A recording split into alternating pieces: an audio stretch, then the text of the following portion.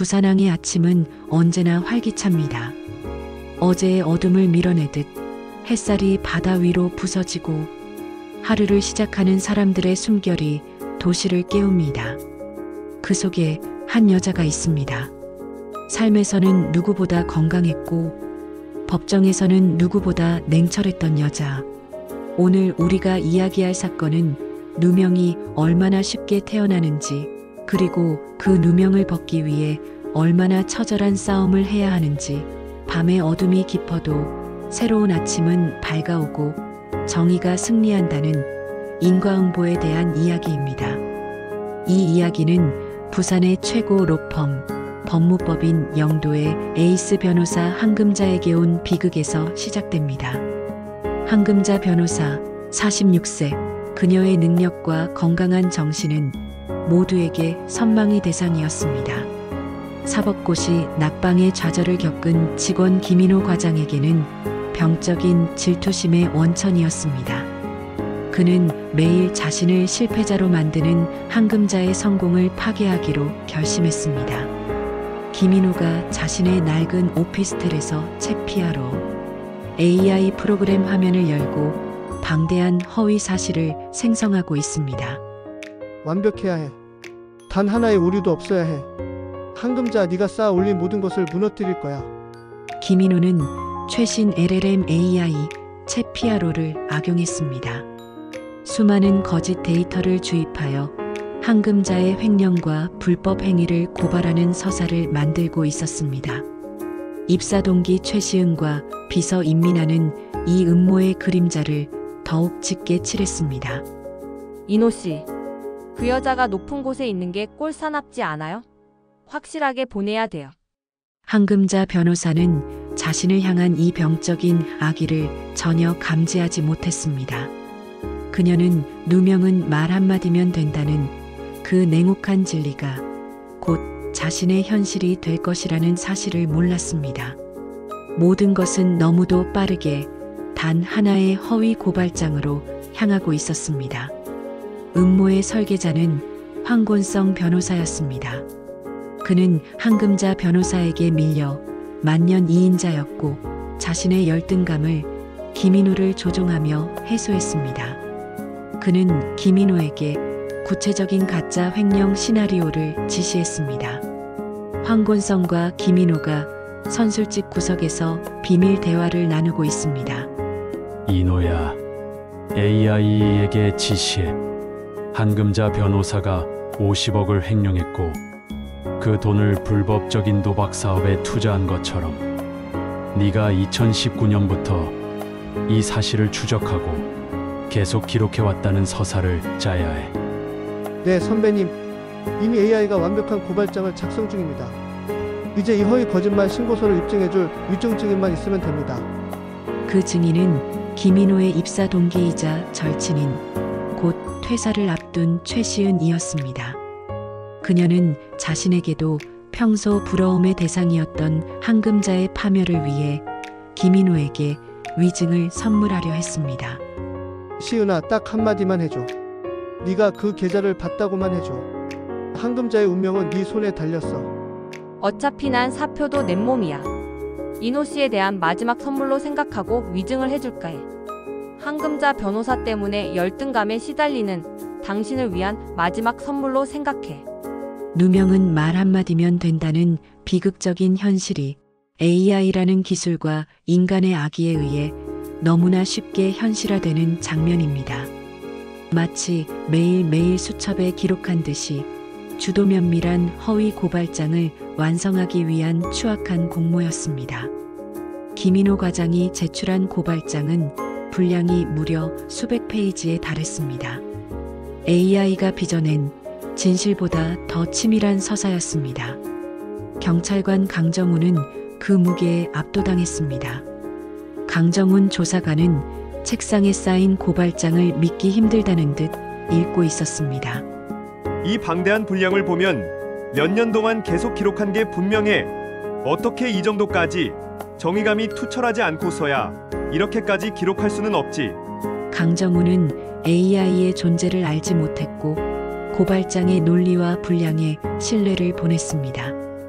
그는 고발자가 얼마나 힘들게 진실을 추적했는지에 대한 헛된 감동에 사로잡혔습니다. 결국 한금자 변호사에게 소환장이 발부되었습니다. 한금자 변호사는 소환장을 받아들고 깜짝 놀랐습니다. 주변 동료들은 아무것도 모른 채 수군거리기에 바빴습니다. 횡령이라고? 내가? 누가 나에게 이런 짓을, 누가 새빨간 거짓말을 하는 거지? 단 하나의 허위 고발장, 말 한마디의 위력이었습니다.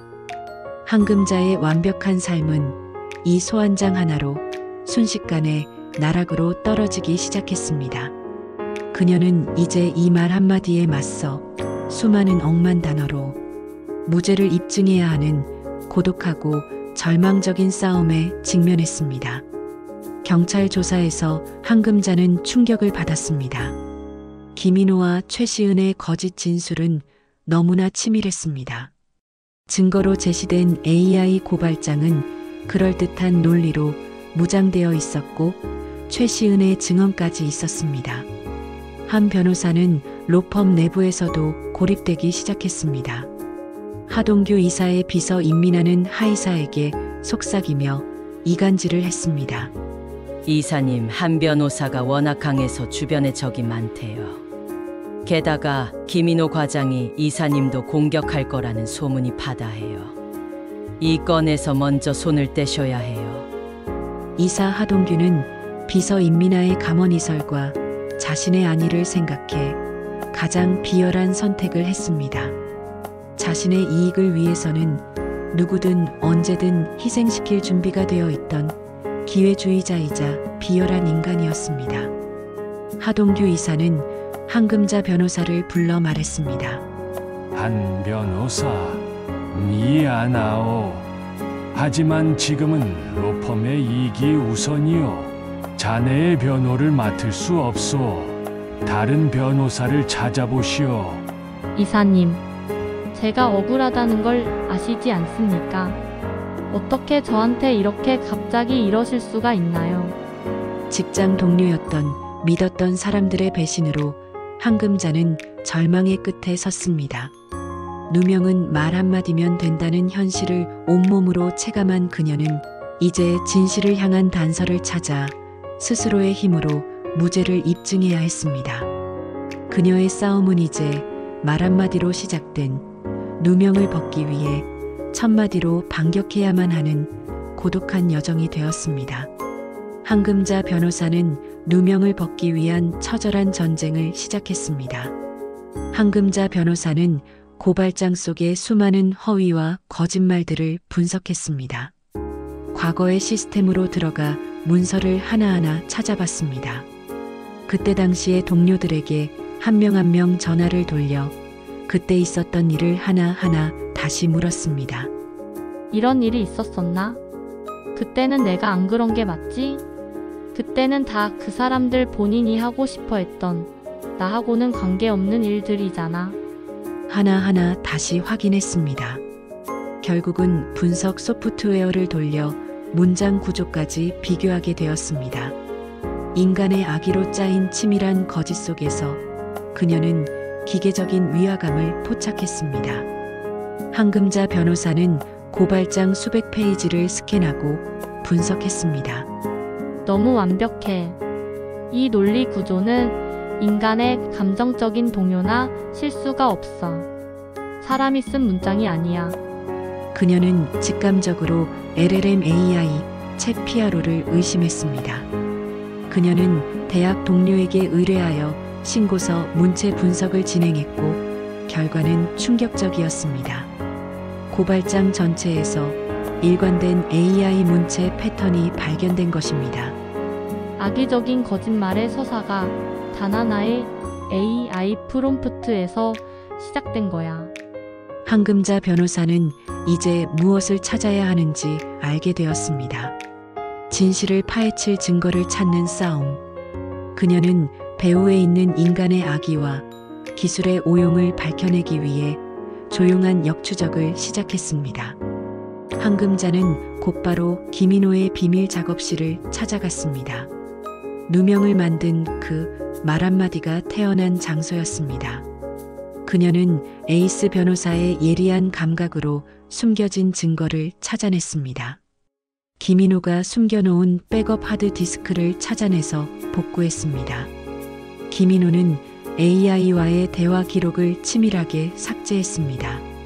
그러나 그는 채피아로에게 이 서사는 허구이며 소설임을 지시하는 결정적인 명령 프롬프트가 백업 파일에 남아있다는 것은 몰랐습니다.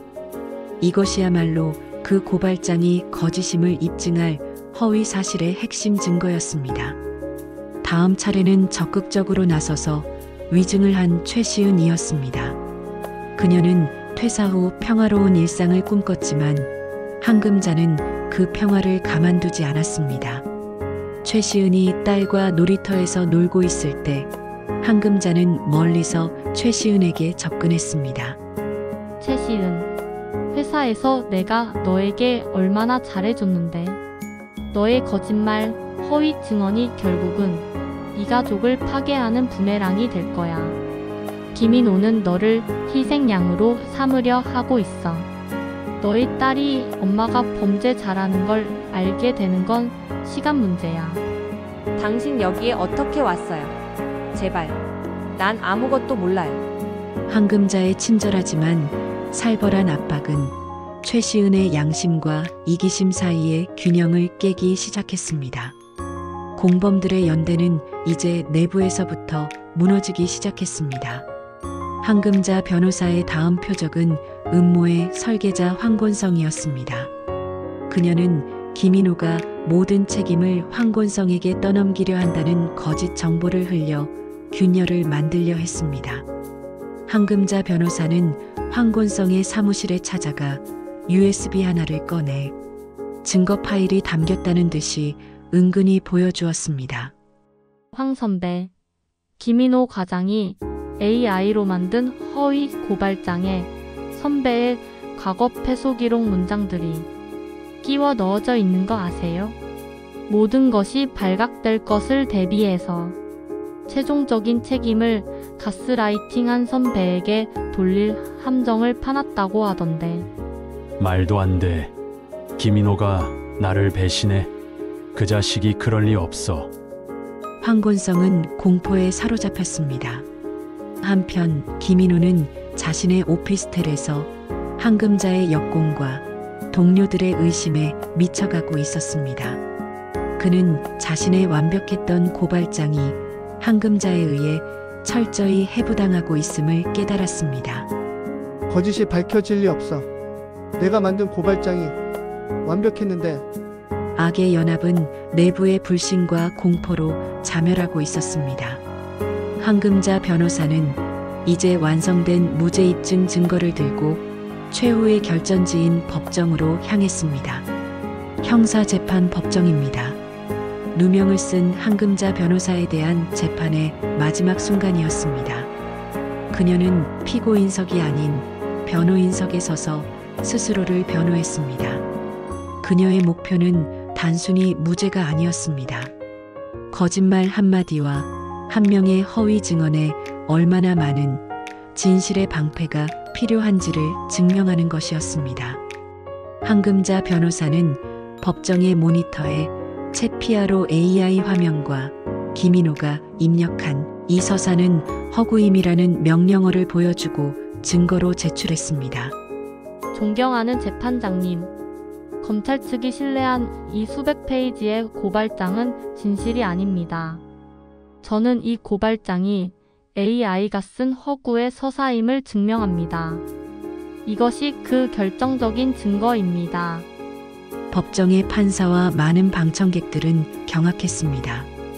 AI 기술을 악용하여 법률 시스템을 기만하려 했다는 사실이 적나라하게 폭로되었습니다. 한금자 변호사가 쌓아 올린 논리는 철옹성같이 단단했습니다. 김인호 과장은 이 순간 정신이 붕괴되어 난동을 피우다 재판정에서 쫓겨났습니다.